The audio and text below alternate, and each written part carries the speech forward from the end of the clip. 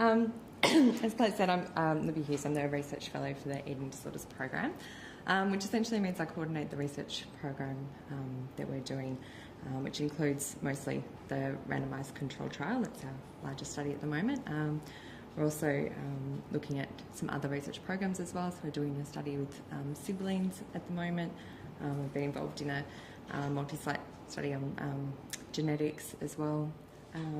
So there's a few other research programs that we're trying to get involved in as well, but the RCT is really our main focus and takes up most of our time.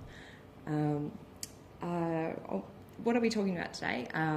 Is the RCT. I'll talk a little bit about our program and about and touch on FBT, but I'm hoping Lindsay will cover that in a bit more detail in her presentation. So just to introduce the Eating Disorders Program at Royal Children's to you a little bit. It's a multidisciplinary program, so we have nursing, paediatrics, psychiatry, psychology, researchers, social workers, dietitian, pretty much everyone. And we are employed across multiple parts of the hospital as well. So the Centre for Adolescent Health is mostly where I'm based, and our paediatricians are based. We also have the Integrated Mental Health Service, which a number of our clinicians like Lindsay are based. Consultation liaison and the Department of Nutrition. So a lot of different departments all coming together to provide this service, which obviously is really rewarding, but at the same time very challenging as well. And on top of that, we have other organisations involved. I myself am employed with the University of Melbourne, and we have employees from the Murdoch Children's Research Institute. Daniel Lagrange, of course, comes from the University of Chicago. And we've also had the involvement of Catherine Loeb from Mount Sinai Medical Centre, so she provides some of our clinical supervision as well. The main parts of our program are the multidisciplinary assessment clinic. So this is a one-day assessment that we run once a week, assessing a family through the full day, so they complete a number of standardised clinical assessments with the research staff, and then complete assessments with the paediatrician, psychiatrist, dietitian, and one of the family therapists as well. So it's a long day assessment, and at the end it's addressing what the diagnosis is and where treatment is recommended from there. We have the inpatient unit, so 3 East, where people will be admitted if they're medically unstable, and of course our outpatient program. Now this is mostly a family-based treatment model that we work with for our outpatient treatment. As I'm hoping most of you are reasonably familiar with family-based treatment, so I'm not going to go into too much detail about what it is, and Lindsay can just talk a little bit more about it. But it's a manualised outpatient treatment program. It's primarily delivered by one of our mental health clinicians working with the family and supported by the multidisciplinary team. So they'll be working with a paediatrician as well, and our psychiatrist, Andrew Court, and using our dietitian as secondary consultation as well. Family-based treatment has a number of key principles. The ones that I've mainly highlighted here are that it's one of the key ones being that no one's to blame for the development of the eating disorder. It's not a family-based treatment because we think there's some cause in the family that's led to the development of the disorder, and we're trying to fix it in some way. It's really an agnostic view of the cause of eating disorders, and it's really focusing on the family because we see them as the best resource for bringing about recovery. There are 3 phases of family-based treatment. So in the first phase, it's about parents really stepping in and taking control of the young person's eating, deciding what, when, how much they eat, doing meal supervision, and essentially what's called the refeeding phase, and we're trying to gain weight in that phase and get eating patterns back on track. The second phase is entered once those things are starting to look better, and it's a gradual process of handing back control to the young person so they can once again be in control of their eating.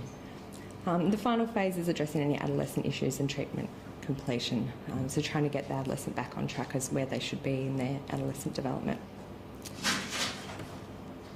As many of you might be aware, the family-based treatment has one of the strongest evidence base that we have for effective treatment of adolescents with anorexia nervosa. Currently there's been 6 randomised controlled trials published on family-based treatment. In some of them are different forms, some comparing different forms of family-based treatment, others comparing family-based treatment to things like adolescent-focused treatment. The ones I'll focus on today are the Lagrange study from 92 and Ivan Eisler's study from 2000. These are the 2 studies that have really helped us to develop the model that we've been testing with our own randomised control trial. They're 2 studies that have looked at separated models of family-based treatment. So I'm just going to go through each of those studies and what they involved and what their findings were. So the first study was Daniel Lagrange's study at the Maudsley, many years ago now. And that one compared conjoint family therapy to family counselling. Now those labels became a little bit confusing because people obviously thought that there was a different kind of treatment being provided in each of those 2 arms, but they were essentially both family-based treatments. They had the same goals of family-based treatment and were very symptom-focused. The main difference was that in the conjoint treatment, the whole family was seen together by the therapist, so the parents, the young person, their siblings, whereas in the family counselling or separated family-based treatment, the therapist saw the parents alone and the adolescent alone in separate sessions. This study involved just 18 participants, so quite small, and obviously why it was called a pilot study. They were 12 to 17 years old. They were treated for 6 months with about, on average, 9 sessions each. So these are the results. As you can see in both treatments, there was quite a significant improvement in their weight. So this is percent ideal body weight. The treatments, you can see the separated family-based treatment in the blue line there, that showed that about 20% improvement in their body weight, whereas the conjoint family treatment is about 13%. So there was sort of a slight indication that maybe the separated version actually did have some more improvement, although that difference wasn't significant, and with 18 participants it's probably not going to find too much in the way of significance there. So this study went on to be developed further by Ivan Eisler and still at the Maudsley Hospital. And we had, again, 2 treatments, the conjoint family therapy and the separated family therapy.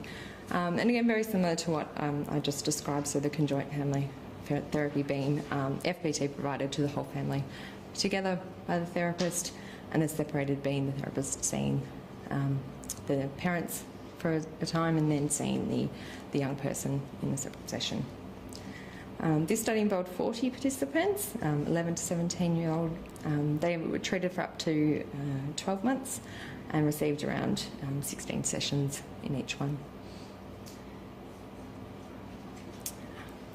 Just get you to focus on that first couple of bars first of all. So this is looking at the percent of patients who had good or intermediate outcome based on the Morgan-Russell criteria.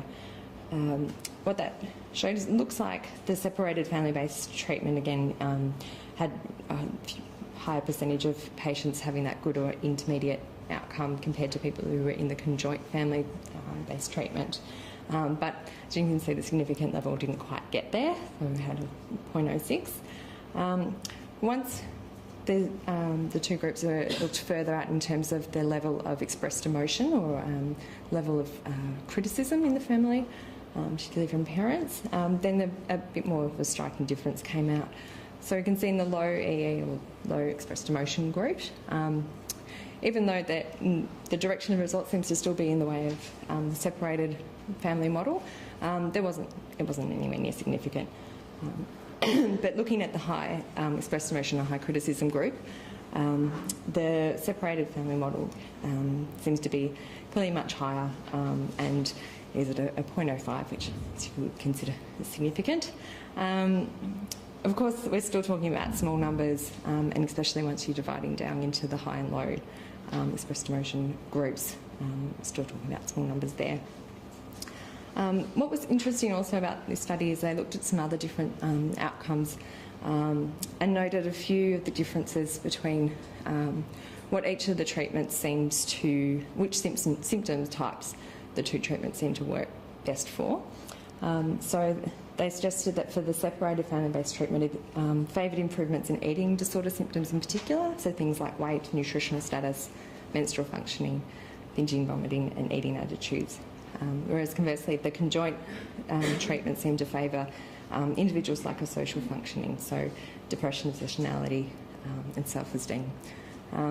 So it was a little bit surprising for them as well, I think, because they thought with the adolescent having to have individual sessions essentially with a therapist that some of those more individual psychosocial measures might actually improve, but instead they improved more in the conjoint sessions. They theorised that perhaps it was being there in the, with the family together that they were able to just open up the discussion towards more of those family issues that might be happening, whereas in the separated sessions the parents were continuing to focus on symptoms rather than any larger issues. Just to note, the favoured being in quotation marks there, the study did vary a lot in terms of how much these things actually hit significance. These conclusions are really based on the direction of the results that they noted rather than the significance levels. So again, we're looking at some problems probably with power there. At 5-year follow-up from this study, both groups of patients continued to improve slightly. But the interesting part again came out with the high criticism and low criticism groups. So once we add these in, you get quite a different picture. So with the low criticism group, by the end of 5 years follow-up, they looked essentially the same. But with the high criticism group, so these are, once again, percent ideal body weight. The group that was in the separated family-based treatment continued to improve, and they were about 100% ideal body weight at that 5-year follow-up, whereas the high criticism group that were in conjoint family therapy seemed to sort of stagnate and didn't improve any further. So we get to our study. So we've taken some of what we've learned from those studies and really even pared it back quite a bit further to focus much more on those parent sessions and seeing if focusing on the parent and that part of the ingredients of what makes family-based treatment can further improve, and whether we really do need to have the adolescent, the young person, deeply involved in those treatment sessions. So we compare family-based treatment as per usual, where the whole family comes to see the therapist together. So again, parents, young person, siblings. And we compare that to what we call parent-focused treatment. So in this, the young person, the parents will come along, the young person will go and see one of our nurses, and they'll check their weight, and they'll do what we call brief supportive counselling. We don't say it's individual therapy as such. They just check in on their mental status, see how things are going, how they're coping with things. If they think there's a need to address anything further, so perhaps if their mood's dropping, they can have them scheduled in for review with our psychologist. But that sort of session takes around up to 15 minutes, and then the parents go on to see the therapist for their 15-minute session. So obviously in that one as well, the siblings aren't involved at all. So the treatment we do is over 6 months. We do 18 sessions. This just shows the outline of what we do. We've actually started having the first 2 sessions we do in the first 2 weeks, so 2 sessions a week, so it starts off quite intensely before spacing out weekly, fortnightly, then 3 weekly by the end. For this study, we're recruiting between, it was July last year we started, planned to recruit 96 participants. We'd estimated that we would have a recruitment rate of about 2 a month, which would bring us to June 2014 for the end of recruitment phase. We've actually been ahead of schedule, which is always nice and a bit surprising sometimes. So at the moment, where we should be at probably around 24 or so participants. We've actually just randomised about 35 now, and quite a few of those have finished up treatment now. So it's good to ahead of schedule, but lots of work for us. I'll just go briefly through the inclusion-exclusion criteria. So we're seeing 12 to 18-year-olds, they have to be living with at least one parent or guardian, meet DSM criteria for anorexia nervosa, and we just exclude the MNRA criteria based on the fact that it's just been found so often to be quite an unreliable predictor, and will of course be dropped in the DSM-5. And we also include EDNOS AN, so typically these are people who don't meet the weight criteria for 85% of ideal body weight. So we include up to 90% ideal body weight. For very tall adolescents, we do allow even a little bit higher than that, but essentially most of our participants have to be under 90% of ideal body weight to enter the study. The family, of course, has to be available for the 6 months of treatment. We also have a number of exclusion criteria. I won't go through all of those, quite standard, I think. We'll go through is how some people come in to be in our study. So most of these come through our assessment clinics, what I described earlier, our one-day assessment clinic that we run each week. At the end of that, if they're eligible to take part, we'll tell them about the study, and if they refuse, they can go on to treatment as usual, which actually looks pretty much exactly the same as what I've described to you. So they can still do the parent-focused treatment if that's what they would like to do, and they'll receive 6 months of treatment. If they're ineligible, it's the same again. They can just have treatment as usual that way. Once they're eligible and they're consented to take part, then we randomise them to one of the 2 treatment models. We do that randomisation, it's stratified by severity, and our severity categories are for high and low, with high being for patients who are under 80% of ideal body weight, have been ill for more than 12 months and have a comorbid diagnosis as well. We have a number of assessment points along the way. So the assessment clinic that people come along to, that forms our baseline assessment. Occasionally we'll have people as well who present not through the assessment clinic, but they'll have appeared on our inpatient ward, and we can do their baseline assessments while they're an inpatient. We do a mid-treatment assessment at the 3-month mark, and then one at the end of treatment, and we'll also be doing 6 and 12-month follow-ups. Those interviews basically involve the eating disorder examination. We do the mini-KID, which is the mini neuropsychiatric interview to cover any comorbid diagnoses, and we do the Psybox and YBC-EDS, which measure obsessions and compulsions, and yeah, a number of other measures that we do in writing as well at the same time. So the written questionnaires we have at baseline and each of the interview points. We also have a number of measures that we do fortnightly for the first 3 months. This is a period where we think we're going to see sort of the most amount of change, so we're really tracking that closely to see how things are changing, and I'll go through what the key things they're looking at there are. The first of all are outcome measures. The main ones are their percent of ideal body weight, what their dietary restraint score is on the eating disorder examination, and their binge purge frequency. So the moderators and mediators that we're interested in, so obviously we're not just interested in how well people do and how well they do across each type of treatment.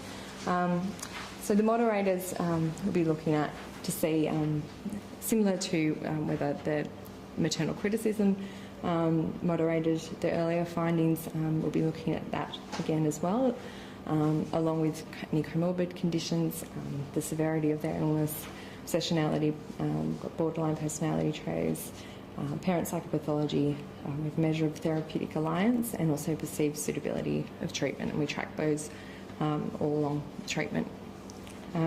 There's also a number of mediators, so things we're looking at to see if these change through the course of treatment, and if it might be some of the process and mechanisms through which the treatment is working. So we assess self-esteem, the Rosenberg measure, depressive symptoms are measured with the Children's Depression Inventory, affectivity with the PANAS, and parent efficacy and family functioning are also covered in there. So before I finish up, just wanting to thank our large and varied clinical research team. So we've got a few people involved there now, and some of them have moved on. We're always having new people join us as well. So that looks, I think, everybody, I hope. We also have a number of supporters and collaborators who have helped us along the way, particularly Baker Foundation, the Butterfly Foundation, who have provided some funding, and then all of our different departments and organisations that have helped us. I'm going to hand over to Lindsay now at this point, so to tell you about it. Wait further.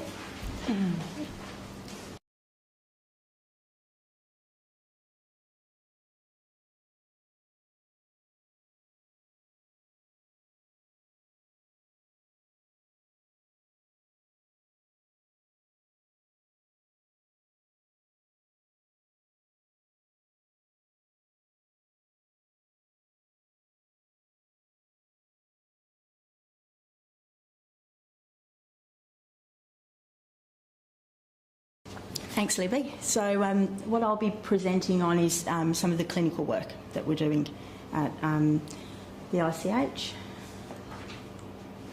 Okay, so what I'd like to talk about is the current model of care. I'll talk about two case examples, a case that's gone well in our treatment program and a case that hasn't gone so well.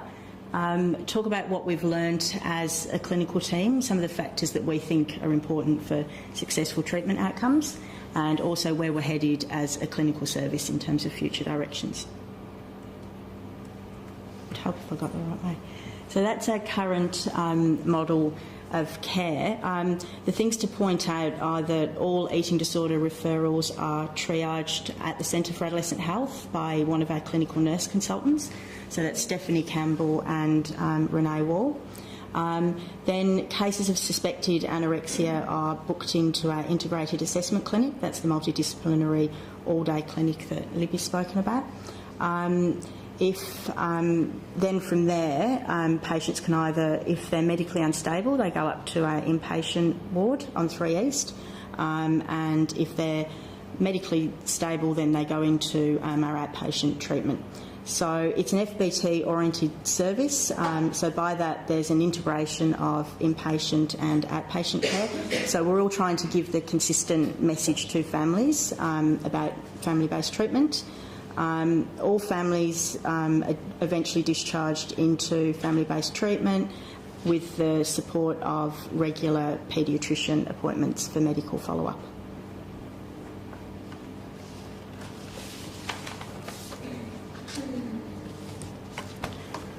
So family-based treatment has become the first-line treatment for adolescents with anorexia and EDNOS, so threshold anorexia that come into the program. We take young people, our inclusion criteria is, for the clinical program is if you're medically stable and you need to live within region, so the northwest catchment. There are contraindications for the use of treatment, so they are if a child is acutely suicidal or if there's a situation of abuse within the family. For example, if a perpetrator is living in the house, then we wouldn't obviously use family-based treatment. We see a whole range of presentations.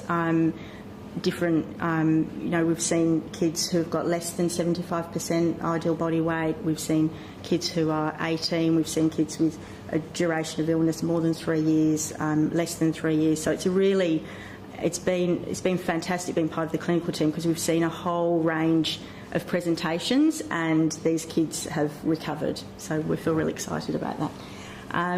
The dosage of treatment that everybody gets is 18 sessions in 24 weeks, so that's irrespective of whether you are in the research trial or not.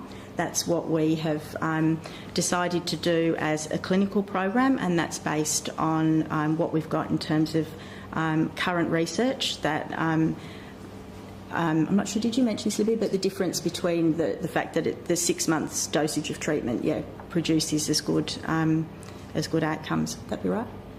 Yeah. We take a team, there's very much a team approach to the delivery of family-based treatment. So what we see is that the FBT clinician is the lead therapist. We've got the paediatrician as backup in terms of checking medical stability.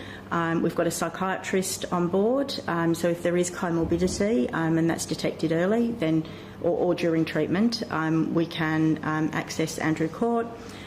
We've also got a dietitian on board, so that's in cases if the family really feel like they don't know what they're doing in terms of nutrition, and the therapist actually thinks, look, it would be helpful for the therapist to have a consultation with the dietitian. We do it that way, so it's a secondary consultation, so at no point would the family meet with the dietitian directly. Okay, so that's just some of the data that we've collected, and I think the point is to say that over the 3 years that we've been delivering FBT, we think that we've got better at delivering the treatment. So we've now got more families who take up the treatment, so successfully engage in treatment, from up to 96% of families. We've got less families dropping out of treatment, so less than 20%. And we've got better in delivering a shorter duration of treatment, so from an average of 9 months and currently 6 months. We also have been analysing the data that isn't related to the ICT, so clinical data prior to the ICT, and we're seeing that admission rates to hospital have decreased as well by about 20%. That'd be right. And we're also seeing readmission rates have reduced to hospital over that time as well. We've also looked at the percentage of ideal body weight that kids come into the program at, and that's around an average of 85%. And then we've looked at what the average is, the mean body weight at the end of treatment, and that's 97% ideal body weight. So what we're actually finding is that if you engage in treatment and you stick with us for the 6 months, then your kid will be weight restored. That's the take-home message. So we're still trying to work out which families do well in FBT, and I think the point to make is that appearances can be deceptive, and we really don't know which families are going to do well, and we'd like to assume that nearly all families will do well. What we do know from the studies is that when there's high levels of maternal criticism and high levels of expressed emotion from the research, that may be indicated to offer a separated format of FBT. We know that if there are high numbers of previous inpatient admissions prior to treatment and a duration of illness longer than 3 years, then those kids may need a longer duration of treatment, the 12 months. We know from a study by Locke that when there's high levels of eating-related OCD symptoms, that those kids may need a 12-month treatment as opposed to a 6-month dose of treatment. And we also know from a Lagrange study that early weight gain is 90% predictive of end of treatment outcome. So that's 2 kilos in the first 4 weeks.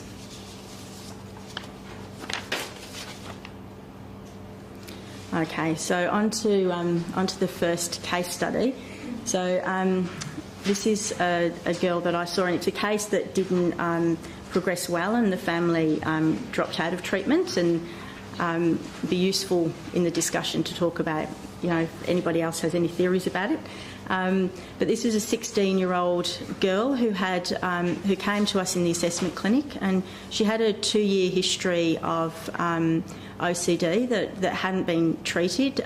She'd refused to engage with any mental health service, and also I'd refused antidepressant medication. She had a 1-year history of anorexia. It was severe food restriction. There was also high levels of purging. She was very exact about the amount of exercise she needed to do at certain intervals during the day and during the night. there were high levels of vomiting and particular rituals around regurgitation of food and spitting. And this had actually led to the school saying that they were unable to manage her illness at school. So she'd missed 6 months of school by the time that she got to the assessment clinic. She was feeling really low and very socially isolated. She hadn't seen friends since she'd stopped attending school. The medical exam showed that she was 84% of ideal body weight, so she'd lost about 10 kilograms over the past year. So in terms of the family setup, she lived in an intact family with mum and dad. Mum had been the primary breadwinner for the past 20 years, so mum had a corporate job and really enjoyed working full time. Dad had been at home caring for the children for the last 20 odd years. He suffered from quite severe anxiety and depressive episodes. And what he described, although it hadn't been treated, was perhaps a presentation, and we don't have any data to support it, but perhaps a presentation of obsessive-compulsive personality disorder. That was the kind of flavour that I got. So he was very obsessive himself about rituals at home. Simone also lived with her sister, who was a year older, and that age gap had led to some severe competition between the two of them. Her sister was also doing VCE at the time when we started treatment. So they impressed as really caring parents who really wanted their best for their daughter, but they also came understandably quite conflict avoidant because they didn't want to engage in any treatment that was going to upset the sister's VCE. So the challenges. I think first up, the first challenge was the comorbid OCD, and I don't think I fully appreciated how much that was going to trip us up in therapy. And looking back, the benefit of hindsight is that I should have helped engage her with our psychiatrist early on and really looked at what we could do to support her with that. So that's one of my take-home messages. Then the next challenge, I think, right at the onset of treatment was the level of ambivalence with the parents taking on the treatment. They were of the opinion that, and understandably, because this is what historically we viewed eating disorders as, that it was the kind of diagnosis that they really couldn't do much about, that kids with anorexia, had it for 5 years, and that was just going to be a chronic course of illness, and there wasn't much they could do about that. They were also ambivalent about the treatment in terms of mum was adamant from the word go that there was no way she could take time off work, and understandably too that she was the sole breadwinner and dad was too unwell to work. So I think that that was her defined role in the family, and to appreciate that. In terms of the sister, didn't want to be involved in treatment, and the parents being really adamant that their order of priorities were the sister's VCE, number 2 was mum's work commitments, and number 3 was dealing with anorexia. So pretty challenging.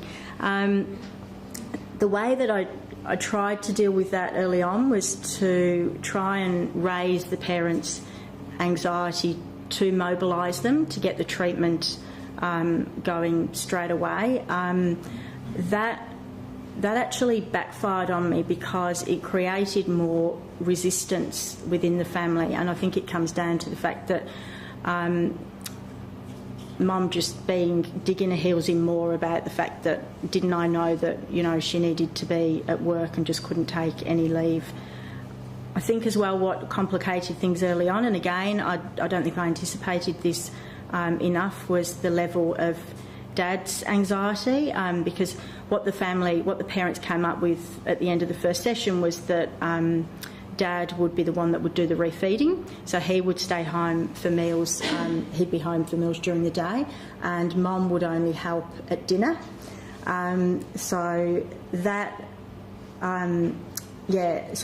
was challenging, because I can see now that it was going to be near impossible for Dad on his own to stand up to the strength of this illness, and things had just become so stuck at home that with just Dad staying home, it wasn't generating the structural changes within the family that needed to happen to invigorate the parents to get the job done.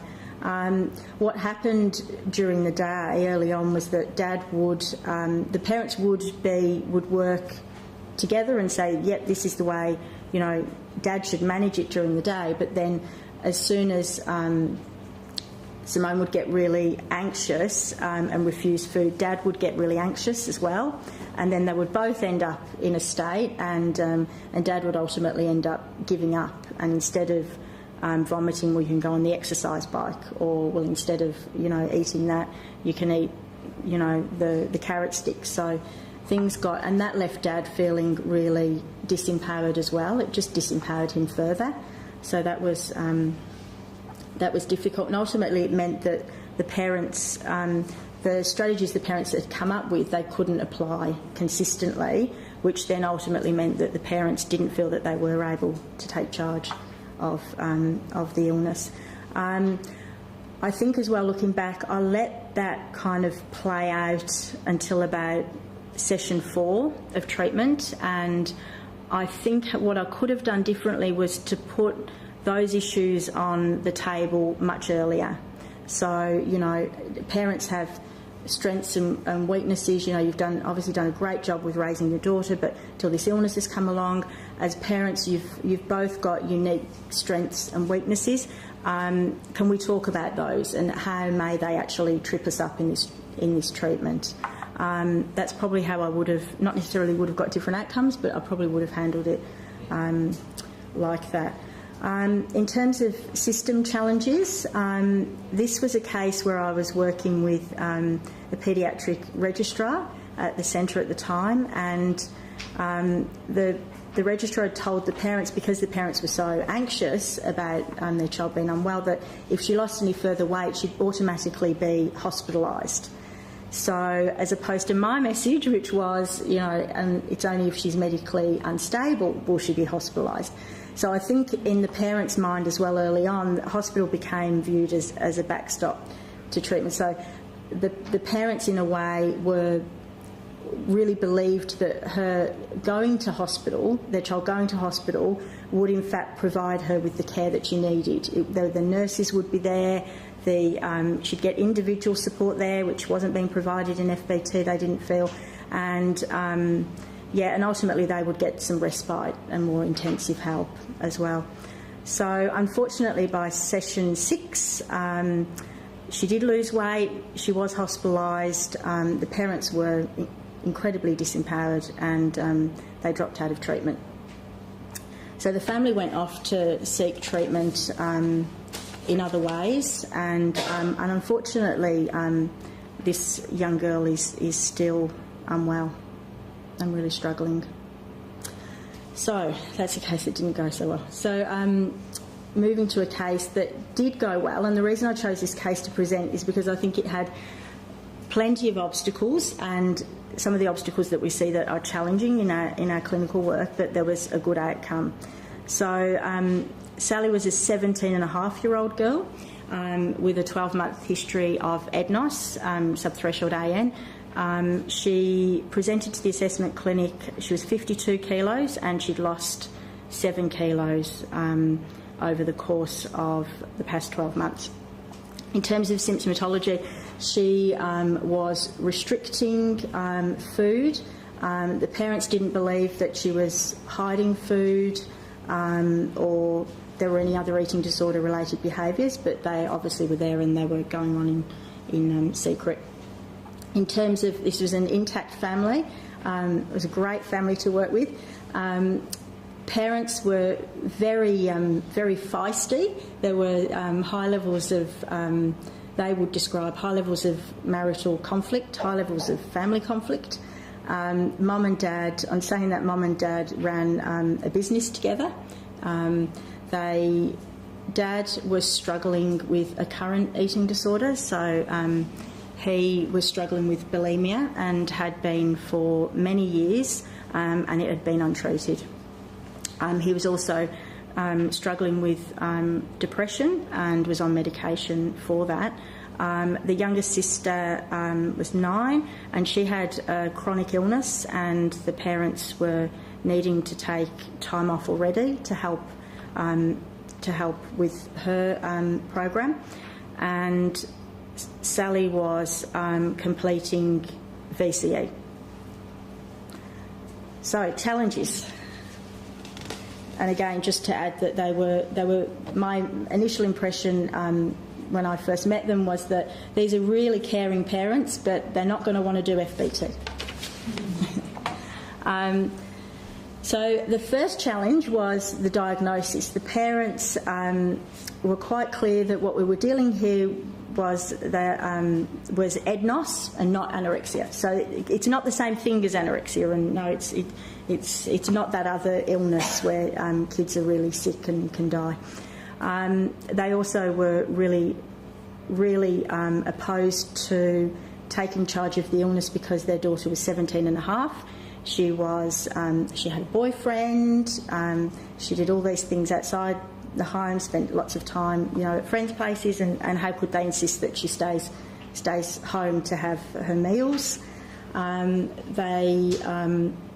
They also had an overseas trip planned for in 2 months' time from the start of treatment, and they were adamant that was going to go ahead, that this is a trip that they'd planned for, the past 12 months. Also, Dad was really disempowered at the beginning of treatment, and the parent, Mum and Sally, had really turned on Dad since Sally developed the illness, and they essentially blamed him as the cause of the illness. They felt that because he had said to the kids, if you don't watch what you eat, you'll end up like me, and he'd suffered with obesity as well, that the kids believed that he'd scared them to death, and this is why Sally's got an eating disorder. Dad felt that he didn't know about healthy eating because how could he refeed his daughter when he didn't feel like he could feed himself? The parents said, we disagree and argue about everything. How can you expect us to be on the same word of the same paragraph of the same page about refeeding? They were also they also were adamant that their daughter wouldn't be their daughter that would be hiding food or exercising without them knowing about it. So they found it really difficult to get their head around that. And then as they did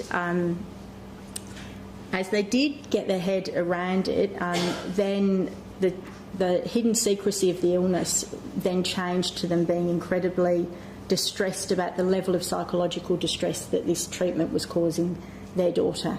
So at meal times she would scream and wail, and at one stage, was in her pyjamas and was running down the street calling out to the neighbours that her parents were trying to hurt her, and they found that quite challenging. So the great thing is that these parents got onto it.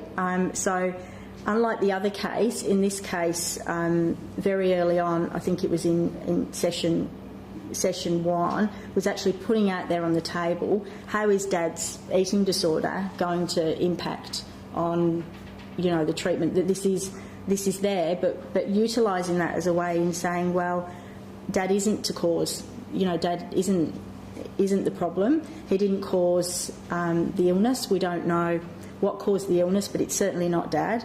And he looks like he's done a pretty damn good job of raising you up until now with your mum, and we believe that he does know, just because he's having trouble himself with his eating, doesn't mean that he can't work with your mum to bring about change and recovery for you. So we were able to, so very early on after session 1, able to kind of promote both parents to the executive role, but in saying that, the parents had different roles in the treatment. So mum would prepare the food, but dad would sit there with mum and talk about other things while the family were eating. So they worked out distinct roles that worked for them as a family at meal times. So that was one example of actually putting the issue on the table early on. In terms of the family conflict, again, it was saying to the family, look, you might not agree about anything, and that's fine, but can you actually put those... is it possible to put it on hold just for a few weeks while we get this treatment going? Like is it possible? And obviously that through raising the parents' anxiety as well about the prognosis of EDNOS. Well, I'm sorry, but, you know, EDNOS subthreshold AN in the DSM-5, you know, your daughter will meet, will meet criteria for anorexia, and this is what anorexia looks like. You know, this is the seriousness of it. This is the long-term prognosis, and I know you've got a trip planned overseas, and you know, this is a short-term treatment. The goal is to get her well enough to give you the best chance to get overseas in 2 months. But if we don't get this going, it's quite likely she won't be well enough to go on the trip. And, you know, VCE, well, you know, she'll be lucky to get to university at this rate if, you know, because the illness is going to cause, it's already caused this amount of trouble, it's going to cause a lot more if it's allowed to continue. So good on the parents. They took charge of the illness. Sally didn't like it at all, but she tolerated it, and they actually got her weight restored in 6 weeks. And they implemented lots of really creative strategies, bearing in mind they actually ran their own business and they were renovating their house as well at the time of the illness. So they just, good on them, they just came up with fantastic strategies to get their daughter well, and they did get to go on their overseas trip, and they got back and she's well and she's doing really well, and her response to the treatment, because gee did she hate me at the beginning, it was actually that I'm glad we did that got it out of the way, and she's got the illness out of the way and she's doing really well. So what do we think? So I consulted with the other FBT therapists about what we felt that we'd learnt ourselves about factors that had contributed to successful outcomes for us, and we've put them into categories. I'm just going to find my notes in case I miss anything. Okay. So what we felt was that the therapist needs to be very active in the treatment process. The therapist needs to be a consultant, but not overly control or direct the parents. Our role is to have really high levels, almost like pathological levels of optimism in a family's ability to get the job done. I personally think as well, I think if the therapist believes in the treatment, that goes a long way as well, because I think the families come and the parents come feeling so disempowered that they've got to believe somebody believes that they can get the job done. I think as an FBT therapist, having knowledge of eating disorders is important, because the parents will ask you, you know, lots of questions, and I think you need to show that you are knowledgeable in this area, because they need to believe that you know what you're doing and you can kind of, you know, help them limp along through this process. As therapists, we believe you need a high level of stamina to keep up with the intensity of the treatment. So you need to show the family that, you know, that you're in there with them, getting this kind of, you know, particularly in the beginning, to get things happening. So that's why we offer 2 treatment sessions per week early on in treatment. And finally, a strong therapeutic alliance. Obviously that's important, but we believe it's even more important at the beginning of treatment, so you can actually get things moving quickly. And some of the characteristics that we came up with that we thought families responded well to, and I'm sure you already know this, was the warmth of the therapist, genuineness, showing support and being dependable. So families aren't going to respond well if you're telling them that this is, you know, a crisis and they need to get moving, and then you cancel the next therapy session, for example. They need to show that you're giving it all it takes as well. Okay. In terms of treatment fidelity, put there, keep your eye on the ball, and I think that's about your goal is to address weight restoration. The goal is the emphasis is on behavioural change, that's eating normally and gaining weight. And so phase 1 is really, in that respect, very routine and quite boring, about focusing on what are the strategies that they can come up with, the parents, to help with the refeeding process. At the same time, being very respectful and supportive of their adolescent child, but at all times not negotiating with the illness. I've put there, leave other issues until weight restored. That's about can the parents delay other issues until the young person is less psychologically and behaviourally engaged with the illness. So, lots of parents will come saying, well, we really think she needs individual therapy, so that kind of thing. We'll say to parents, look, it's a really common concern of parents. Can you put that aside for now and give this a go? And when she's physically healthy, she'll have enough glucose going to her brain that the individual work, if it's indicated then, will be more useful. But then there are other issues, the obstacles that come up, like, for example, Dad's eating disorder, that needs to be addressed. That needs to be spoken about and addressed. And I should actually add, the lovely thing about that other case was actually Dad felt so empowered in his role in getting his daughter better that he actually went on to get treatment for his own eating disorder. So that's really significant as well.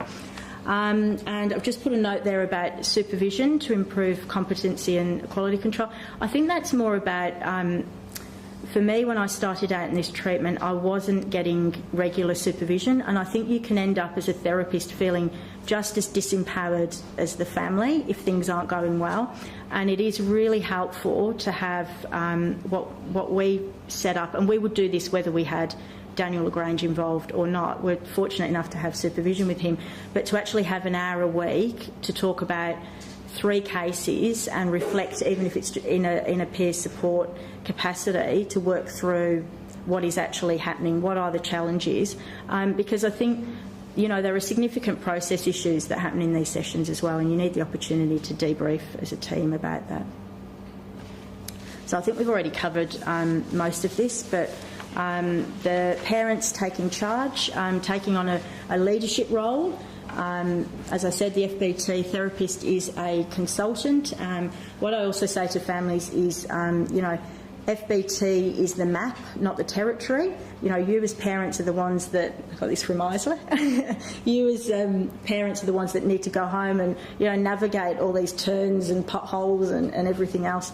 The parents need to work together, and as an FBT team as well, we came up with what does that actually mean? Yes, it means being on the same word of the same page, but we came up with the parents need to cooperate, be able to cooperate with each other. The parents need to be able to mutually support each other. The parents need to be able to be consistent in the message they're giving, and the parents need resoluteness in that they will and can get this job done. So parents come up with their own strategies. So we will say to families, if they're really, really stuck, we can say, well, other families have tried X, Y and Z. Would that work for you? It may work, it may not. So you can give families ideas. It's not a case with FBT of constantly going back to the parents, well, what do you think? Well, what do you think? You can come up with strategies as long as they're strategies that other parents have have tried. At all times being respectful and supportive of the adolescent. That's absolutely crucial, but obviously at the same time not negotiating with the illness. I think parents have a really important role with if the treatment is providing high levels of distress to their child, then you need to work in the sessions and help empower the parents with how they're going to manage that. How are they going to support their child to actually cope with those with that, and again, if they don't have strategies, helping them with suggestions of what other families have tried. In terms of sibling support, I think that's particularly good. I've found for helping young people in the evenings when the eating disorder cognitions tend to be really bad. So after dinner, before bed. I'm saying that you're going to find some siblings where the prior to the illness, these siblings didn't get along, like in the first case with Simone, where the sisters never got along. So it's unrealistic to expect that sister to suddenly want to support her sister. It just didn't happen, and it didn't matter how much the parents said you need to do this for your sister. It just wasn't going to work. So if that's the case, it's finding other family members or supports for the adolescent if the siblings aren't available or if they're a only child. Okay, last slide. The system. So as an FBT therapist, you need to be really empowered yourself to take the lead role. So you are the lead therapist, and remembering that you're supported by the paediatrician. And sometimes I think it goes the other way around. And as a therapist, you've got to hammer that home. And there are going to be system difficulties in all of our services, but it's really, as the FBT therapist, you need to be able to carry the torch for the family and for the treatment. The team needs to be. I think it's very difficult when you inherit a team that doesn't share beliefs about the treatment. That is incredibly difficult. The only thing I can think to say about that is regular communication. So whether it's emails, phone calls, meetings, making the time to give the paediatrician or whoever else it is involved with the family that regular feedback about what you're doing and why you're doing it and what you would like, how you would like the support of the paediatrician with that, or the doctor. As a team, you need to provide a consistent message about treatment. The treatment team's trying to mirror what the parents are trying to do at home, really. So I don't think we can expect parents to give a consistent message if we can't as a treatment team.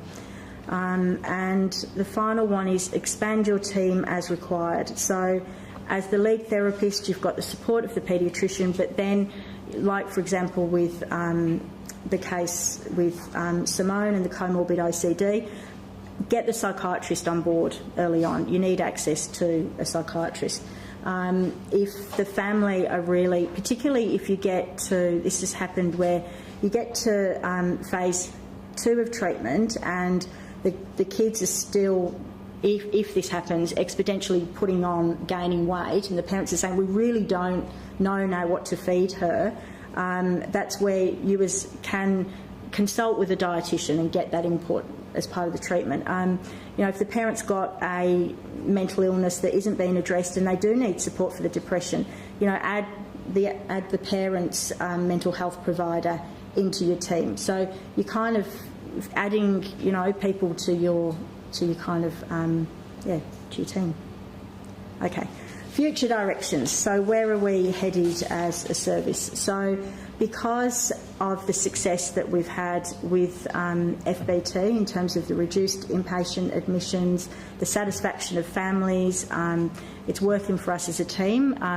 We essentially want to be able to do it more. So I want to be able to offer more outpatient interventions. We particularly as well in relation to bulimia, we say who's seeing those kids and how can we help them, and we also know that for the 20% of families that do drop out of FBT or don't gain weight early on in treatment, What can we do to help them? Are there more intensive and innovative approaches that we need to be developing? And that's where, as a service, we are brainstorming and working at the moment about developing FBT Plus. So what does that look like?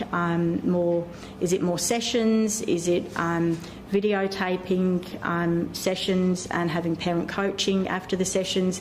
Is it identifying comorbidity earlier and then providing individual support for those particular young people? Is it multifamily work? Is it parent groups? So those are the conversations that are happening within our team at the moment. And that's it. Yes. You know, in FBT, siblings, they have a role, like it's a supportive role. Yep. So in your experience, Mm-hmm. for those that don't want to be part of the FBT, Mm-hmm. they still get along well with Mm-hmm. the child with the eating disorder. Mm-hmm. Like, how does it have an impact on the treatment, or has it impacted on? So if the siblings get along well, we would assume that they would that the parents would want them to be part of treatment. So we initially would say, siblings are expected to come, and we would encourage the parents to get the siblings to come early on in treatment. So do you mean if the parents couldn't convince the siblings to come? Yeah. Okay. Well, then in the same way that we would help the parents feel empowered that they could go home with strategies that would work. So we would say, look, as sisters, can they do something nice after dinner? Could you sit down together and play a board game? Or so get the parents to talk to the sibling about how they could support. Yeah. I'm interested in the impact that the assessment clinic has on therapeutic lives, given that there's a whole care team there, and that the FBT clinicians not necessarily hold the talks in that assessment clinic, because you're some of those people. So, firstly, the impact it had on therapeutic lives and the impact it has on the family in terms of believing in FBT. Yeah. I think that's an important point. Do you mind? Absolutely. Yeah. I think that us as a clinic having, when we do the feedback for the family after the assessment clinic, it is the paediatrician. We've got everybody in there. So we've got the researchers, we've got the clinical nurse, we've got the psychiatrist, the paediatrician, and the mental health clinician, the FBT clinician who's done the assessment. And I do think it's quite a powerful message that we're giving families, that this is the treatment we offer. It's the only treatment we offer. This is the treatment with the evidence base for it. And we used to early on kind of offer the treatment, and I think we've got better now at saying, well, this is what we do, this is what you need to do as a family, and here's your appointment time for a session in a few days. So it's automatically almost tripping the family up in a good way, that they're like, oh, well, and they engage within a few days of treatment from quite a full-on assessment clinic as well, like your daughter has got anorexia and this is what you need to do. On saying that, in terms of Therapeutic Alliance, we have made a point, our protocol is that the FBT therapist that does the family assessment as part of the clinic never picks up that case for FBT. So you go in fresh, and I think this works a treat, because you go in for the FBT clinician picking up the case just has this tiny kind of, lives in a family with 3 kids, and you go in not really knowing much. You know if there's anything important that you need to know, but not know much at all. So you start off fresh in that session. And I think that works much better, because it's impossible not to go into a session with preconceptions if you've done the assessment, because the challenge is that the cases that I think, for example, that case with Sally, with all those challenges, the FBT therapist that had done the assessment was like, oh, it's going to be a doozy. And then I walk in there and see the challenges, and it's like, no, there's parents that are, fantastic, they've got the resources. So I think it's impossible to not have some preconception. So is that a deliberate Yeah, yeah.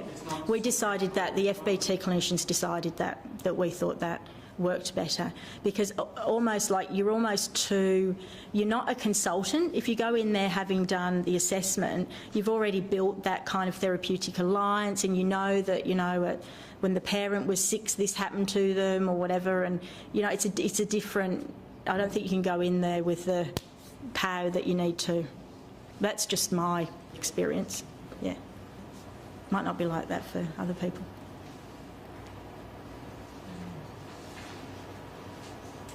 I'm really interested in the research questions that you feel might be the central ones that you'll be seeking to answer. You're going to have a lot of data, and clearly you're going to be, the thing about the conjoint and the separate central to it. I'm just wondering. So do you think more on the mediator and moderator? Yeah, just anything else that you think you'll be looking at besides Yeah, well, obviously want to see particularly if there are particular types of families or particular presentations or patients who are going to be more suited to one treatment over another. So we can eventually be able to see families and be able to advise them as to which kinds of treatments might be best suited for them. And then also looking more deeper at the mediators will be interesting as well to see whether there are inherent changes in the family functioning, for instance, or in the young person's self-esteem that kind of occur over the course of treatment that aren't the target of the treatment at all, but whether they sort of happen along the way, and maybe also contributing to that young person getting better. So there's lots of different research questions that we're interested in. Can I add something as well? I think as well from a clinical perspective as well, it's a fascinating trial because it's a stripped down version of FBT, the PFT. So there's no family meal. As a therapist, you only get to ever see the parents. So the burden to the therapist and in dealing with anorexia, anorexia doesn't come into the session with you in PFT. You just got the parents.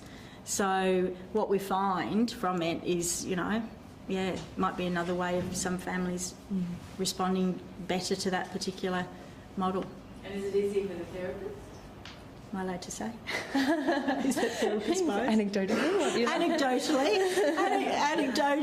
oh yeah. It's a hell of a lot easier. I mean, the difference is, I'll tell you, the difference is as a therapist, you can go back to back all day doing parent sessions, whereas after an FBT session, I don't know about anybody else, but I'm just like, anyone want to go for a coffee? It's like, I need half an hour off between sessions. So I think in terms of, which is significant. I feel really excited about that as a clinician because it might mean that more people feel able to, take up and deliver the treatment. Yeah. Can I ask a question? I'm jumping in, I know, but it's sort of related because you're on that topic. I was thinking one of your first things you talked about moderators and mediators and the research that showed it was actually high maternal criticism in EE. There's a problem. And I was interested about what about paternal criticism? And with that, I'm just with your comment about whether that makes a difference and what about paternal criticism. And then when you're doing parent therapy and knowing anybody, you don't see it actually in the room, the high E that goes on.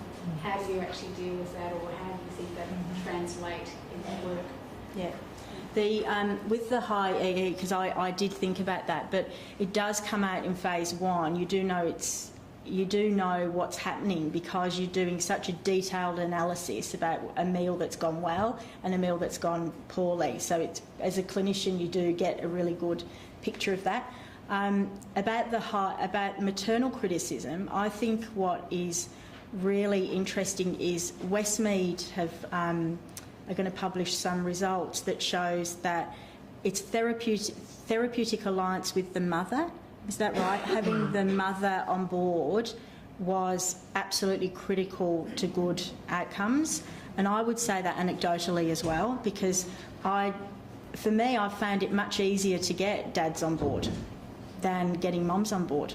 And I think if you've got a mother with high levels of ambivalence, then you've got to do something about that very quickly. Otherwise, I think for me, they're the cases that don't go as well. That's my anecdotal. Is that the same Did you with want- male patients? Yeah, absolutely, yeah. Well, my experience is, yeah. And the classic example is with that case study with Simone was that I couldn't get Mum to take the time off work. And, you know, it was that level of fear, it was that level of ambivalence, it was, yeah. And we're assessing both of the parents' level of criticism as well, so both mothers and fathers. We're using the 5-minute speech sample for that, which has been really interesting. We were talking about it the other day, the fact that this has come from originally what was a very long, structured interview with the families to rate expressed emotion and criticism, down to this 5-minute speech sample, which is very open, unstructured piece that parents just talk about. They're just instructed to talk about their child and their relationship with them for 5 minutes, and that's the extent of the instructions. And you can tell just from that 5 minutes if this is a highly critical family or not, and it's very reliable.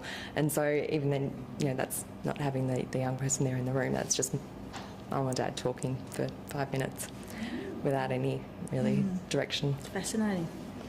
Laura, I know I jump in ahead of Laura, so I'm just getting up to give her a chance. What led you to choose the parent-focused therapy as a comparison to your PhD? I know you talked a little bit about the benefits as a therapist of providing that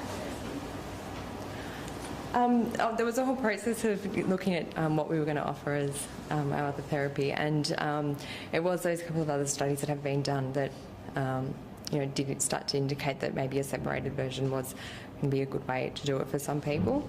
We weighed up different kinds of models of looking at it, and it was decided amongst the team talking about, even just their experiences, that having that real parent focus and giving parents a lot of time on their own to talk about their struggles and to really focus on what is the core of the treatment, and it's about parents stepping in and taking control, would be the way to go.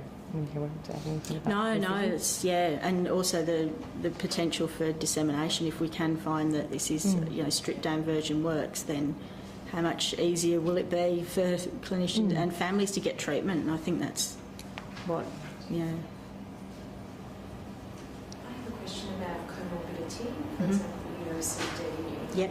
The first study.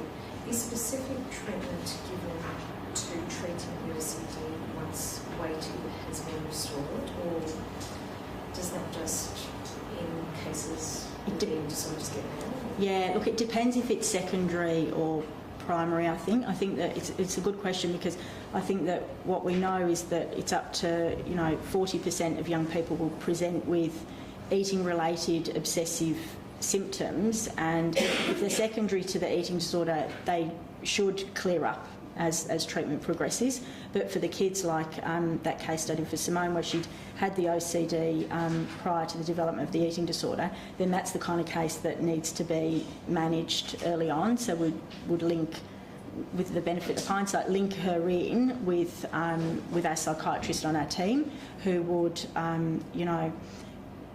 if medication was indicated, provide medication, but provide ongoing regular reviews to manage that comorbidity. Yeah, and we do that, for example, if somebody comes with a prior depression and they present as being, suicidal ideation during treatment, again, we'd book that in. Yeah. Just on that, Yeah.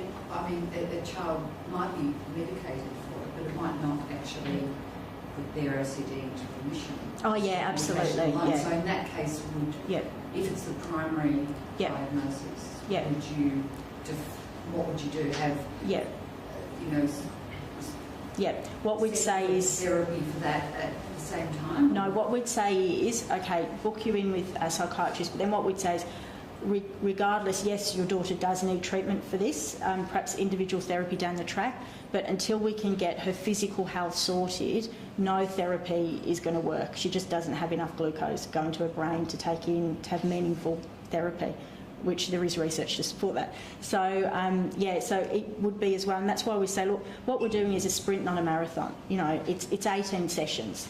Put everything on hold, get the 18 sessions out the way, and then if it was a pre-morbid diagnosis of OCD, we'd link them in with appropriate services that could help them with the OCD. Certainly we don't say, FBT isn't the panacea of eating disorder treatments or treatments in general. Like, there will be a percentage of kids that need ongoing treatment beyond FBT. We're not saying it's a cure-all.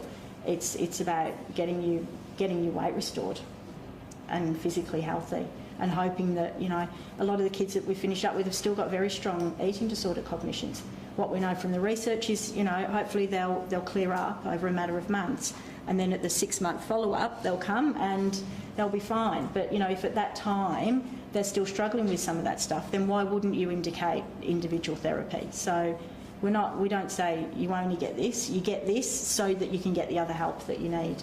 Yeah, and I think that's where the dosage is really important, because what I think some families do is they limp along through phase 1, and as a therapist you kind of feel like you're not getting very far, and it's kind of open-ended, the treatment, and I think that's where we're doing ourselves a disservice. I think that we need to say 18 sessions. There is no reason why we can't get this under control, and that's really empowering for parents, because they say, oh, you know what, we're only going to get this and we're going to get it now, so let's do whatever it takes. Yeah, I'm saying that 80% of kids will probably get better in that time. There'll still be some that will need a longer duration of treatment, but why assume that everybody needs 12 months when they don't? Yeah.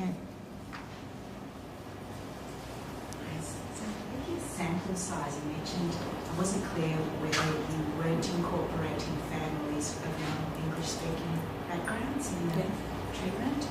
Yep. And if that's the case, do you...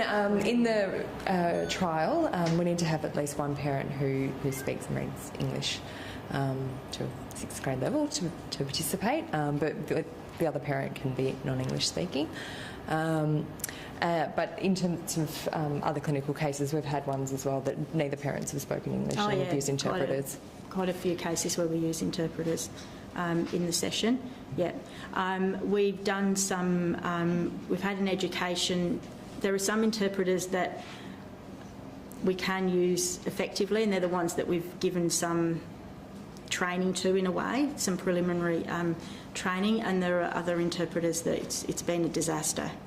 So, because just the sessions have got quite out of control with an interpreter in there. On saying that, though, we've had success with FBT with non-English speaking families. Yeah, so. Sorry, I'm just thinking this would relate to the question before, and you talked about the length of treatment and some needing more.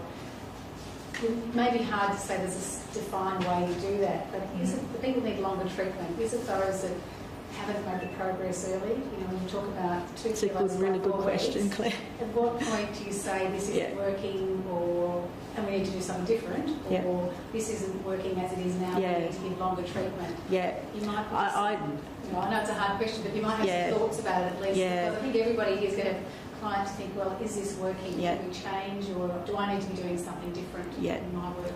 Yeah, look, it's a good question. Clinically, it's what we're grappling with at the moment. So there's going to be protocols and procedures that we put in place to manage families that we might think need longer. And I think it goes back as well to what Lindsay was saying about the optimism of the therapist as well, and if they can maintain that for as long as possible into the treatment, that even if, despite maybe not making the gains that they would hope in the first phase, that they can still get there, they still believe in them.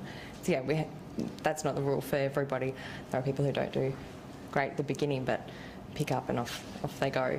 But yeah, then of course there are the ones that we get towards the end of the 6 months and it isn't quite at the point that we think that they need to be, and we need to evaluate and see if they need to be offered something more or something different. And I think I don't think we know yet, and that's why this research will be really good, because we've got data on the families that do drop out. We haven't had many, but there will be some. So we'll have that data. And then we'll also have data on the families, and there have been you know, a few of those, small amount of those too, that didn't respond for the first, you know, 6 sessions, 7 sessions. And then at session, what is it, 9, they just go, whoa, okay, it's like it's on. So, and then they're actually going on to recover. So, yeah, so I think you shouldn't give, it's a good point, because I don't think you should be giving up just because of session, you know, you haven't got that weight gain. In fact, I'm always thinking, what is it that we need to do differently? Yeah. What is it that we need to... So thinking your factors about what are the issues about... Yeah. It's not all about ourselves too. It's how yeah. are we doing here? How are we connecting? What's yeah. our therapeutic alliance like? Yeah. And how do we help people understand this yeah. illness? Yeah. Clinically, anecdotally, my experience has been with the ones that get better later, they're the ones who have had a chronic course of illness. So in both cases, they've been kids who have had disordered eating for longer than 3 years. So the parents have got really stuck in that way of accommodating the illness, and I think they just needed longer. But then on saying that, who knows? We don't know. That's why it's good to have the research. Just a question on that. I'm sure readiness to change and the question of ambivalence is also an important one where families might take that extra 8-9 sessions to get to that point, whereas some families who are like session 1 year, so we're here to change. Yeah. Is that an evidence where people present at different kind of stages of recognition of the problem? I actually don't think it makes an ounce of difference. I think that your job is to unstuck them there and then, and I think you can do that with 80% of families. I think there is a way to do that very early on with 80%. It's a very small percentage of families that you can't get on track. Yeah. Can I ask about, a lot of us don't work in your settings, so we have our own areas where we work, and I always wonder how we can take what you do back to where we work, but also to work collaboratively with other services. Yep. What's your idea of the ones that don't work, engaging in other therapies as well as the family-based treatment? Yep. That might help with some of the barriers to your treatment, like the comorbid stuff or the social and the isolation of the young person. Yep. Like, what do they do with their time if they're not well enough for school or... Yep. I would say not engaging in any other treatments until phase 1 is done, because I've had no experience where that has actually been beneficial. I think it's empowering parents to support their young person in that respect. But on saying that, they clinically, not in our program but in other programs around the world, if the child is weight restored and phase 2 and is needing, you know, and is ready for individual treatment, then those programs will... I was thinking of our program, which Yeah. is the group therapy program. Yeah. What if that program worked alongside the goal of weight restoration but in a different way? So it's a more intensive weight restoration. Yeah. Look, I think all of that's fine, but it's what message are the parents taking home? Are the parents taking home that it's their job to do, you know, to get their daughter well, or are they taking it home that, well, the group program's doing that bit, so we'll just worry about this bit, or we don't need to take time off work because we've got the group program, or it's what message. I think all of that is fine if the weight's going up and the parents have taken charge of the illness. But unless that has happened, and looking at the relapse data as well, you know, with the comparison study that... Could they both be going at the same time? I'm not saying look, I've had a lot of experience in this now, and I would honestly say you've got to mobilise the parents and you've got to get them doing the job early on, and then I think you can add whatever you want. But that early phase, I think that you've got to get it, yeah. Because I'll give you an example, that case study, the first one where it didn't go well, and the family did do that. They went off and did a day program. They went off and did intensive group work. They went off and did individual work. And they didn't, because we actually had not shifted what needed to shift, which was a structural change within the family where the parents took charge of the illness. And, yeah. I can't help but wonder if you had told that mother if her daughter had cancer, would she have... The sad thing is I did tell the mother that. Good grief. Yeah, And you must have felt sorry for the daughter. I did, and that's why we also at session 6 was part of my decision as well. Because I could not mobilise the mother and the ambivalence, and that's why I used that case, because it's one of the very few cases where I've ever had that happen. And and I did. I escalated everything and had a team support to do that as well. Lindsay, I was just interested in the comment on, it seemed one of the significant differences between the two cases was one, the system issue that you weren't quite together as a paediatric team, but also this kid kind of had school refusal in that the school refused to have her. So she didn't have too much else in her life, did she, to kind of... Exactly. And can I add to that actually what I did at session 6, which we wouldn't do now because we've changed as a service, is I actually added adolescent focused treatment. So I actually was working with her, and it was a disaster because she was throwing chairs and screaming and wailing, would run into oncoming traffic, and it just was what she was screaming out for was really her parents to take charge together. That's what she was screaming out for. And on reflection, this girl wrote me a letter last year, and the letter, honestly, almost made me cry, that she actually wished that her parents had stayed in the treatment. And I think that speaks volumes, that she so didn't want the treatment but so desperately did want to get better.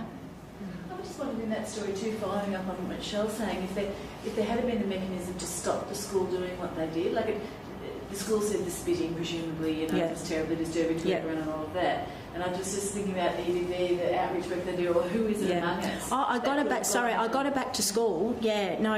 her back to school. Oh, no, I had a meeting with the school and this particular school, and I took them on, and we got her back to school with Dad going and having snack and meal time. So we did that. That changed. She was back at school. Sorry, I didn't add that. Have you had any examples where you've had grandparents or aunts and uncles or other family members take this sort of major role? And how does that work?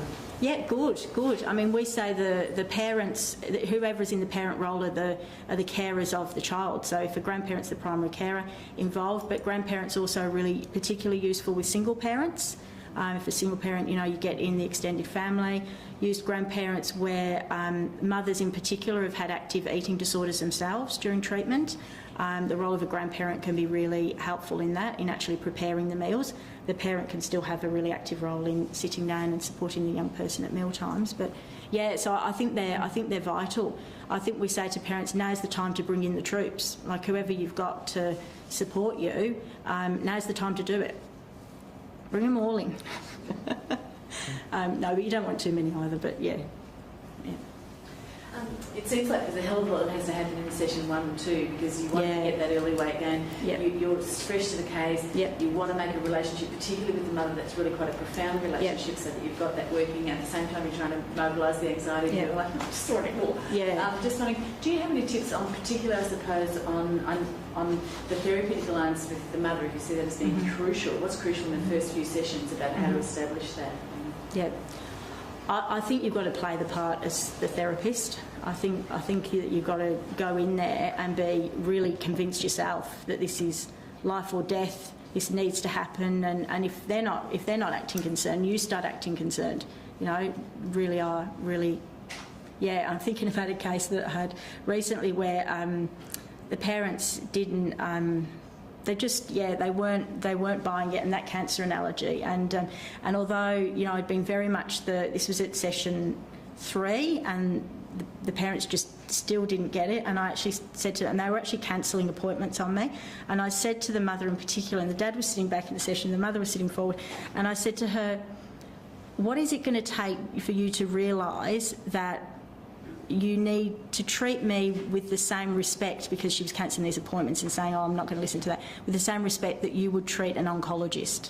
I said, "What is it that you need to realise that although I'm part of your team, I'm like the oncologist, and I'm telling you that this is a size, it's actually a size 3 tumour at this stage, and if you don't listen to what I'm saying and get on board with this, it's going to be a size 5 within a matter of weeks. And she actually, and she's finished the treatment too, and she actually said to me, she said, my God, she said, nobody's ever spoken to me like that before. I needed that. That's what she actually said. I mean, it helped that, I should add, and she won't mind me saying this, but she's an attorney as well. So I felt like, so you've got to match, you've got to find, I think what I'm trying to say is you've got to find what's going to work for the family. Like, obviously I wouldn't say that. That's a really particularly unusual thing to say, and in a way, kind of elevate yourself up there. But as much as I would elevate myself up there quickly, I'd come back down quickly as well.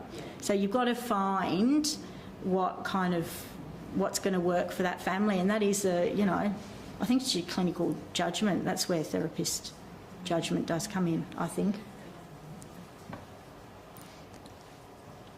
The 6 months that you are taking, does that complete the whole 3 stages? Yeah. And it's a relief for the therapist, it's a relief for the family. But I'm saying that we've set up procedures, and so that there will be occasional family that comes along that does need more. Say an example, if there's severe comorbidity, really long length of illness, single parent, no other resources. That would be an example. And at the same time, that example could also be finished in 6 months. But you don't know. Anxiety before developing the anorexia. Yep. You would keep something in place to help keep. No, we discharge them to somebody else to provide the individual work. Yeah, and I think that's important as well, because I think with FBT, you're empowering the parents and the adolescent to get back on with their adolescent development. So you can say, look, this part's done. Now, that's a really appropriate part of adolescent development as well. So these were issues before. So what would you like to do about going and getting help for that? Oh, absolutely, yeah. Yeah, like a really good handover. Like there's a kid recently I was working with, generalised anxiety disorder, and she wanted some work to help with that. So we'd link them in with the individual therapist. There's proper handover in place. So we don't just say, see you later. Yeah. You mentioned that some of your adolescents come out still with quite strong eating disorder cognitions, and I'm wondering if the research, what sort of follow-up you've got built into that to look at whether they have relapses? In terms of the research side of things, we would do the 6 and 12-month follow-ups after they've finished treatment. So they're all their standardised assessments. They also stay in contact with the paediatrician often as well. So they'll automatically see a paediatrician again at 6 months at that point. If at the end of treatment the paediatrician is wanting to see them in between that time, they can do that. So if there is still concern, so perhaps their periods haven't returned or things like that they want to keep an eye on, then they can see them in between that time. So that's another avenue for picking up relapse as well. What is the average age of the patients coming through, the adolescents? Mean age of the clinical data prior to the trial is a mean age of 15, but we've had them as young as 8 and up to 18, and with a range of percentage of ideal body weight going down to 68%. Yeah, I think up to 90 something. With the 12-month follow-up, you still might only see them until they're in their early or middle adolescence. Well, not if it's... Sorry. Well, yeah, in the research, so we'll do a 12-month follow-up. We're hoping that we might get some more funding and be able to keep following them up. If they're, if they're still in touch with the service, they can always call back in if they need to be seen again, or if they're getting towards 18 or 19 and need to be transitioned to another service, then we have a process for doing that as well. Did you? Sorry, what was the question? Was there anything else that is part of that? No, but following up, they are regularly followed up clinically, but also as part of the research. I think that's really important that we continue to follow up these kids. Yeah. Can I ask a question that asked what I've seen a lot in our work around the state, both in running FBT training and offering our consultation, about when people are really trying to use FBT and people really they're not taking on the model. Like you've got in your model, some people might not even take it off the start, or really it's not for them.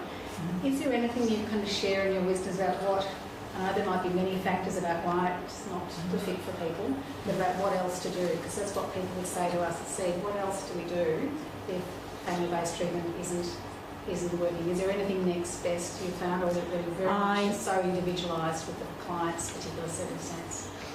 I would go back to the data that we had, because that's how we would have felt 3 years ago with the 70% uptake. And now with the 96% uptake, I'd be saying, why would you be offering anything else? When this is the first-line evidence-based, it works for 80% of families. I would say to families, I'd be doing you, and I have said this, I'd be doing you a disservice if I recommended something else to you. So it's around absolutely doing that as the first line. Yeah. And then it's what the people that end up, that's what down to the 80%, but the 20% left that aren't progressing in it, what else to do? Or if they drop out. Yeah.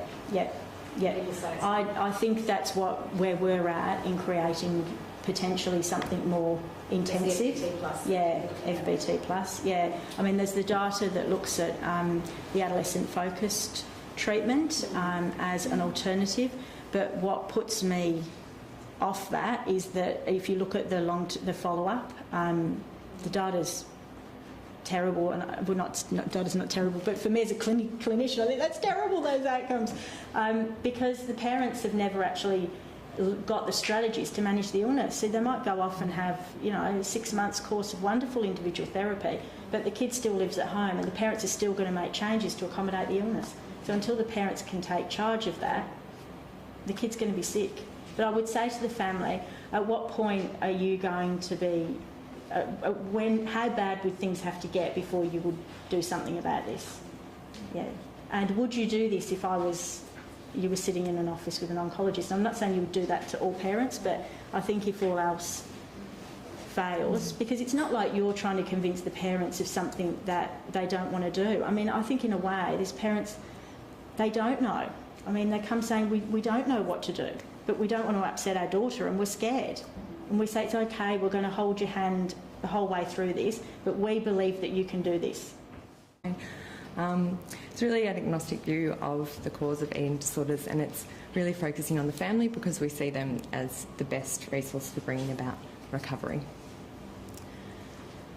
There are 3 phases of family-based treatment. So in the first phase, it's about parents really stepping in and taking control of the young person's eating, deciding what, when, how much they eat, doing meal supervision, and essentially what's called the refeeding phase, and we're trying to gain weight in that phase and get eating patterns back on track. The second phase is entered once those things are starting to look better, and it's a gradual process of handing back control to the young person so they can once again be in control of their eating. The final phase is addressing any adolescent issues and treatment completion, so trying to get the adolescent back on track as where they should be in their adolescent development. As many of you might be aware, the family-based treatment has the strongest evidence base that we have for effective treatment of adolescents with anorexia nervosa. Currently there's been 6 randomised controlled trials published on family-based treatment. In some of them are different forms, some comparing different forms of family-based treatment, others comparing family-based treatment to things like adolescent-focused treatment. The ones I'll focus on today are the Lagrange study from 92 and Ivan Eisler's study from 2000. These are the 2 studies that have really helped us to develop the model that we've been testing with our own randomised control trial. They're 2 studies that have looked at separated models of family-based treatment. So I'm just going to go through each of those studies and what they involved and what their findings were. So the first study was Daniel Lagrange's study at the Maudsley, many years ago now. And that one compared conjoint family therapy to family counselling. Now those labels became a little bit confusing because people obviously thought that there was a different kind of treatment being provided in each of those two arms, but they were essentially both family-based treatments. They had the same goals of family-based treatment and were very symptom-focused. The main difference was that in the conjoint treatment, the whole family was seen together by the therapist, so the parents, the young person, their siblings, whereas in the family counselling or separated family-based treatment, the therapist saw the parents alone and the adolescent alone in separate sessions. This study involved just 18 participants, so quite small, and obviously why it was called a pilot study. They were 12 to 17 years old. They were treated for 6 months with about, on average, 9 sessions each. So these are the results. As you can see in both treatments, there was quite a significant improvement in their weight. So this is percent ideal body weight. The treatments, you can see the separated family-based treatment in the blue line there, that showed that about 20% improvement in their body weight, whereas the conjoint family treatment is about 13%. So there was sort of a slight indication that maybe the separated version actually did have some more improvement, although that difference wasn't significant, and with 18 participants it's probably not going to find too much in the way of significance there.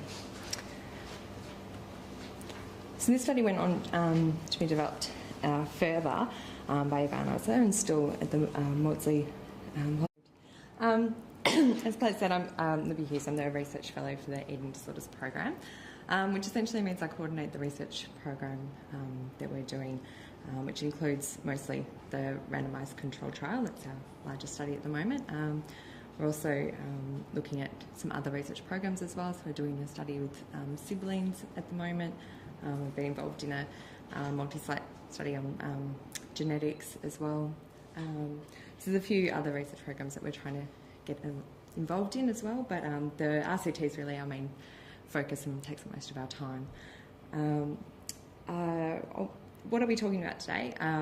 Is the RCT. I'll talk a little bit about our program and about and touch on FBT, but I'm hoping Lindsay will cover that in a bit more detail in her presentation. So just to introduce the Eating Disorders Program at Royal Children's to you a little bit. It's a multidisciplinary program, so we have nursing, paediatrics, psychiatry, psychology, researchers, social workers, dietitian, pretty much everyone. And we are employed across multiple parts of the hospital as well. So the Centre for Adolescent Health is mostly where I'm based, and our paediatricians are based. We also have the Integrated Mental Health Service, which a number of our clinicians like Lindsay are based. Consultation liaison and the Department of Nutrition. So a lot of different departments all coming together to provide this service, which obviously is really rewarding, but at the same time very challenging as well.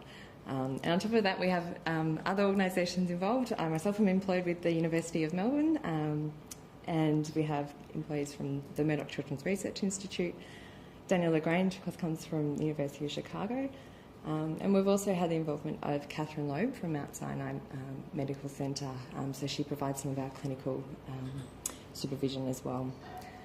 The main parts of our program are the multidisciplinary assessment clinic.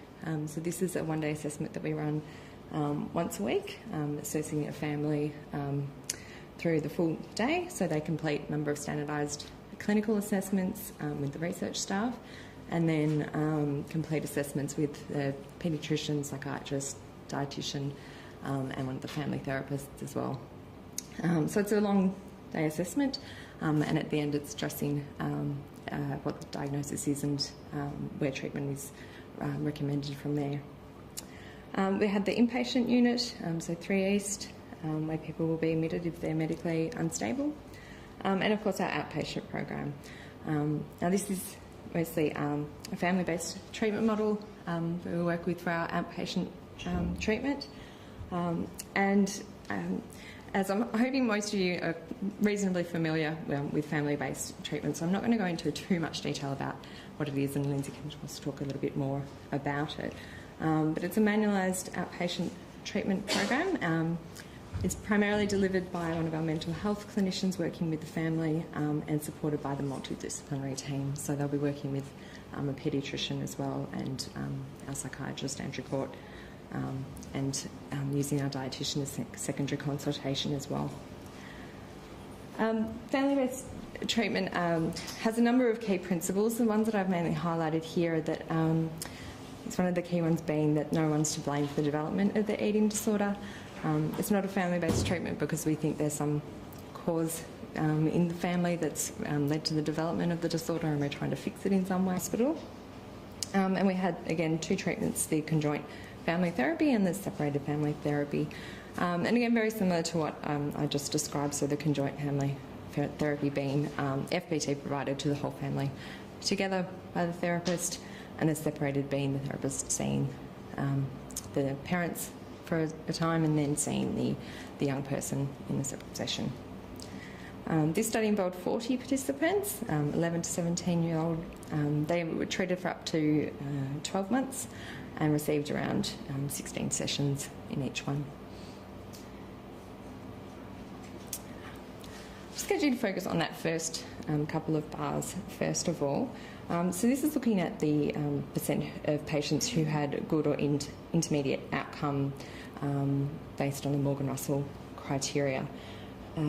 What that showed is it looks like the separated family-based treatment again had a higher percentage of patients having that good or intermediate outcome compared to people who were in the conjoint family-based treatment. But as you can see, the significant level didn't quite get there, so we had a 0.06.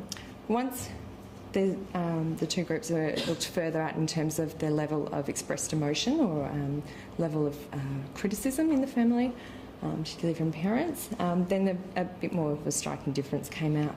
So you can see in the low EE or low expressed emotion group, even though the direction of the results seems to still be in the way of the separated family model, it wasn't anywhere near significant.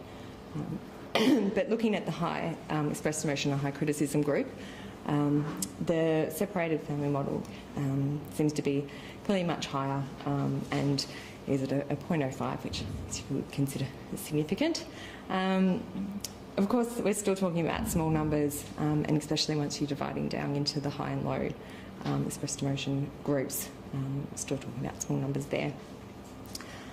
What was interesting also about this study is they looked at some other different outcomes and noted a few of the differences between what each of the treatments seems to, which symptom types the 2 treatments seem to work best for. So they suggested that for the separated family-based treatment, it favoured improvements in eating disorder symptoms in particular, so things like weight, nutritional status, menstrual functioning, binging, vomiting and eating attitudes. Whereas conversely, the conjoint treatment seemed to favour individual psychosocial functioning, so depression, obsessionality and self-esteem. So it was a little bit surprising for them as well, I think, because they thought with the adolescent having to have individual sessions essentially with a therapist that some of those more individual psychosocial measures might actually improve, but instead they improved more in the conjoint sessions. They theorised that perhaps it was being there in the, with the family together that they were able to just open up the discussion towards more of those family issues that might be happening, whereas in the separated sessions the parents were continuing to focus on symptoms rather than any larger issues. Just to note, the favoured being in quotation marks there, the study did vary a lot in terms of how much these things actually hit significance. They were based, these conclusions were really based on the direction of the results that they noted rather than the significance levels. So again, we're looking at some problems probably with power there. At 5-year follow-up from this study, both groups of patients continued to improve slightly. But the interesting part again came out with the high criticism and low criticism groups. So once we add these in, you get quite a different picture. So with the low criticism group, by the end of 5 years follow-up, they looked essentially the same. But with the high criticism group, so these are, once again, percent ideal body weight, the the group that was in the separated family-based treatment continued to improve, and they were about 100% ideal body weight at that 5-year follow-up, whereas the high criticism group that were in conjoint family therapy seemed to sort of stagnate and didn't improve any further. So we get to our study. So we've taken sort of what we've learned from those studies and really even pared it back quite a bit further to focus much more on those parent sessions and seeing focusing on the parent and that part of the ingredients of what makes family-based treatment can further improve, and whether we really do need to have the adolescent, the young person deeply involved in those treatment sessions. So we compare family-based treatment as per usual, where the whole family comes to see the therapist together. So again, parents, young person, siblings. And we compare that to what we call parent-focused treatment. So in this, the young person, the parents will come along. The young person will go and see one of our nurses, and they'll check their weight, and they'll do what we call brief supportive counselling. We don't say it's individual therapy as such. They just check in on their mental status, see how things are going, how they're coping with things. If they think there's a need to address anything further, so perhaps if their mood's dropping, they can have them scheduled in for a review with our psychologist. But that sort of session takes around up to 15 minutes, and then the parents go on to see the therapist for their 15-minute session. So obviously in that one as well, the siblings aren't involved at all. So the treatment we do is over 6 months. We do 18 sessions. This just shows the outline of what we do. We've actually started having the first 2 sessions we do in the first 2 weeks, so 2 sessions a week, so it starts off quite intensely before spacing out weekly, fortnightly, and then 3 weekly by the end. For this study, we're recruiting between, it was July last year we started, planned to recruit 96 participants.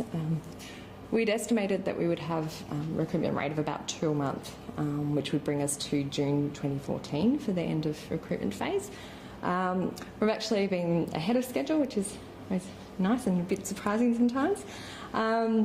So at the moment, where we should be at probably around 24 or so participants, we've actually just randomised about 35 now, and quite a few of those have finished up treatment now.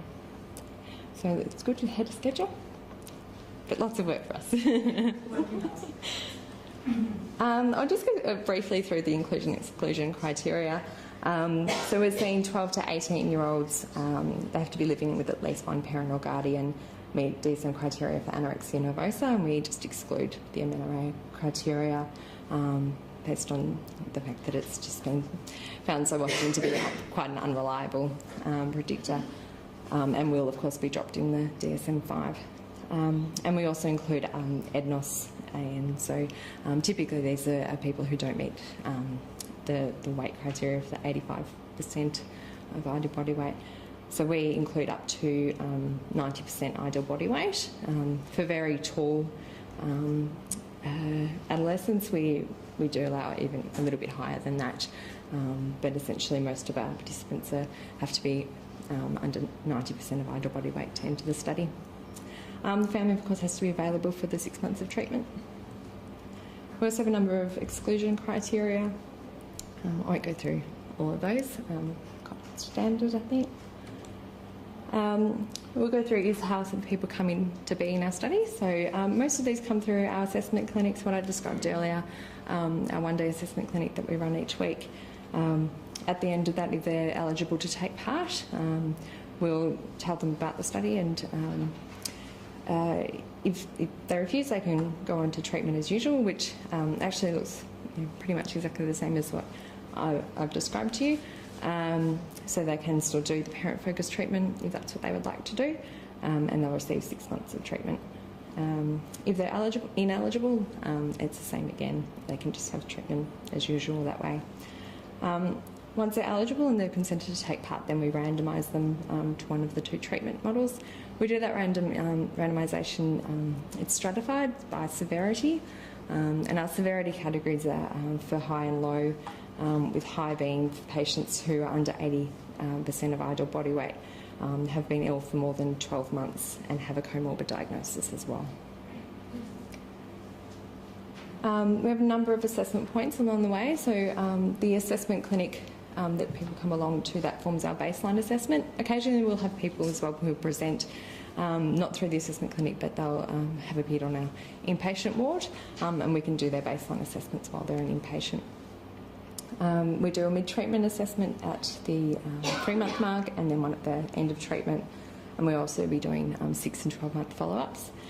Those interviews basically involve the eating disorder examination. We do the mini-KID, which is the mini neuropsychiatric interview to cover any comorbid diagnoses, and we do the Psybox and YBC-EDS, which measure obsessions and compulsions, and yeah, a number of other measures that we do in writing as well at the same time. So the written questionnaires we have at baseline and each of the interview points. We also have a number of measures that we do fortnightly for the first 3 months. This is a period where we think we're going to see sort of the most amount of change, so we're really tracking that closely to see how things are changing, and I'll go through what the key things we're looking at there are. The first of all are outcome measures. The main ones are their percent of ideal body weight, what their dietary restraint score is on the eating disorder examination, and their binge purge frequency. So the moderators and mediators that we're interested in, so obviously we're not just interested in how well people do and how well they do across each type of treatment. So the moderators we'll be looking at to see, similar to whether the maternal criticism moderated the earlier findings, we'll be